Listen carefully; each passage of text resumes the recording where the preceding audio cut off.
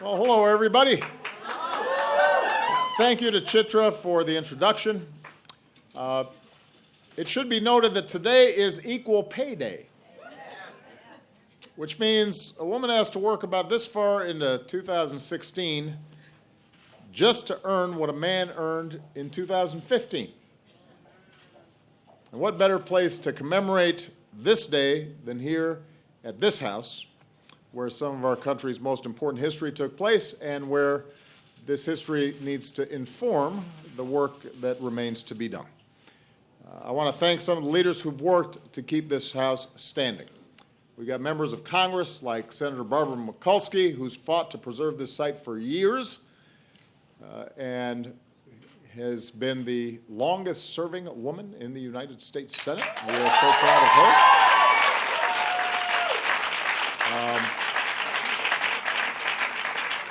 Our Secretary of the Interior, Sally Jewell, and her team, as we celebrate the 100th birthday of the National Park Service this year. One of our greatest athletes of all time, one of the earliest advocates for equal pay for professional female athletes, and a heroine of mine when I was still young and fancied myself a tennis player. Billie Jean King's in the house.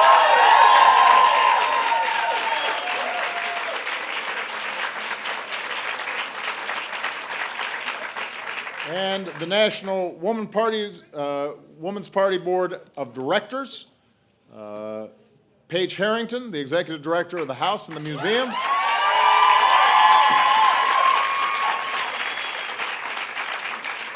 Over the years, Paige and her staff have built a community and cared for this house, repairing every cracked pipe and patching every leaked roof. We are grateful for their stewardship. I know it was not easy. Equal pay for equal work should be a fundamental principle of our economy. It's the idea that whether you're a high school teacher, a business executive, or a professional soccer player or tennis player, your work should be equally valued and rewarded, whether you are a man or a woman. It's a simple ideal. It's a simple principle. It's one that our leader of the Democratic Caucus in the House, Nancy Pelosi, has been fighting for 4 years. But it's one where we still fall short. Today, the typical woman who works full-time earns 79 cents for every dollar that a typical man makes. And the gap is even wider for women of color. The typical black woman makes only 60 cents. A Latino woman, 55 cents for every dollar that a white man earns.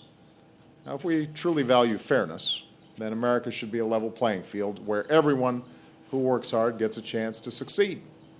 And that's good for America, because we don't want some of our best players on the sidelines.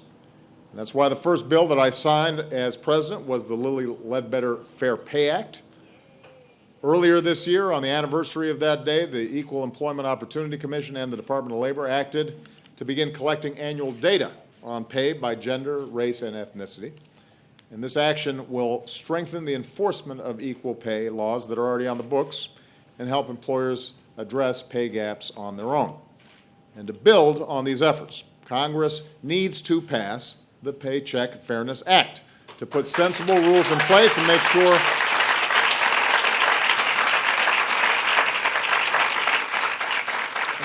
that employees who discuss their salaries don't face retaliation by their employers.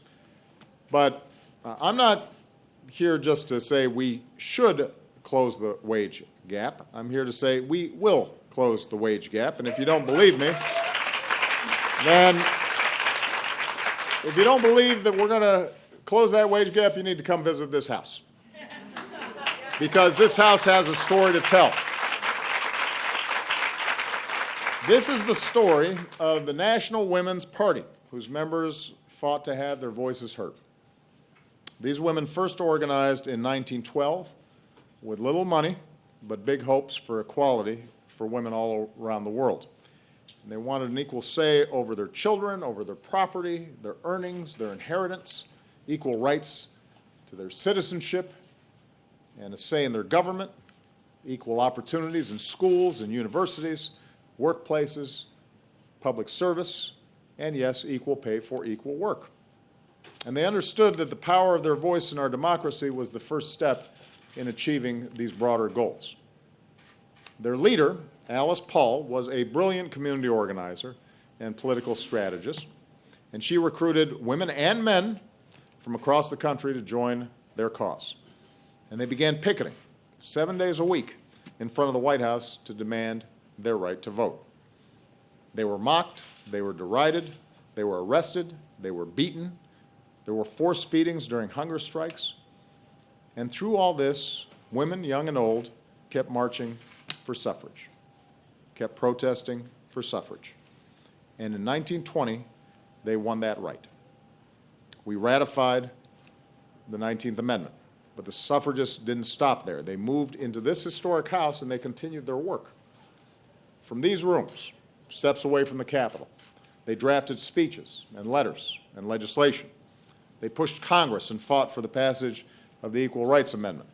They advocated for the inclusion of women in the UN Charter and the 1964 Civil Rights Act.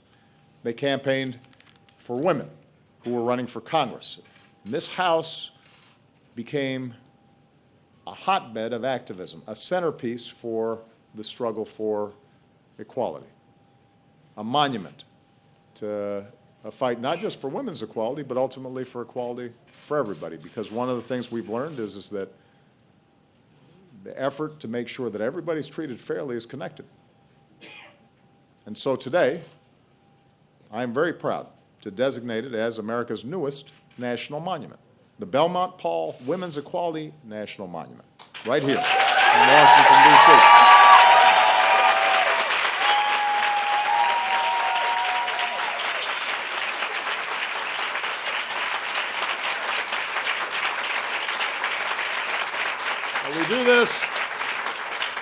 We do this to help tell the story of these suffragists. In these rooms, they pursued ideals which shouldn't be relegated to the archives of history, shouldn't be behind glass cases, because the story they're fighting is our story. I want young girls and boys to come here 10, 20, 100 years from now to know that women fought for equality. It was not just given to them. I want them to come here and be astonished that there was ever a time when women could not vote. I want them to be astonished that there was ever a time when women earned less than men for doing the same work. I want them to be astonished that there was ever a time when women were vastly outnumbered in the boardroom or in Congress, that there was ever a time when a woman had never sat in the Oval Office. Now, I don't know.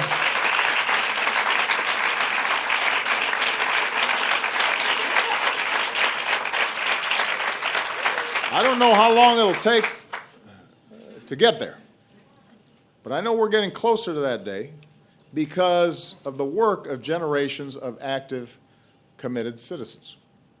One of the interesting things, as I was just looking through some of the rooms, there was Susan B. Anthony's desk. You had Elizabeth Cady Stanton's chair, and you realize that those early suffragists had preceded Alice Paul by a generation. They had passed away by the time that the vote was finally granted to women. And it makes you realize, and I say this to young people all the time, that this is not a sprint, this is a marathon. It's not the actions of one person, one individual, but it is a collective effort where each generation has its own duty, its own responsibility, its own role to fulfill in advancing the cause of our democracy. That's why we're getting closer, because I know there's a whole new generation of women and men who believe so deeply that we've got to close these gaps. I have faith because what this House shows us is that the story of America is a story of progress. And it will continue to be a story of progress as long as people are willing to keep pushing and keep organizing. And yes, keep voting for people committed to this cause and to full equality for every American. And so I'm hoping that a young generation will come here and draw inspiration from the efforts of people who came before them. After women won the right to vote, Alice Paul, who lived most of her life in this very house, said, "It is incredible to me that any woman should consider the right for full equality won. It has just begun." And that's the thing about America. We are never finished. We are a constant work in progress, and our future belongs to every free woman and man who takes up the hard work of citizenship to win full equality and shape our own destiny. That is the story that this House tells.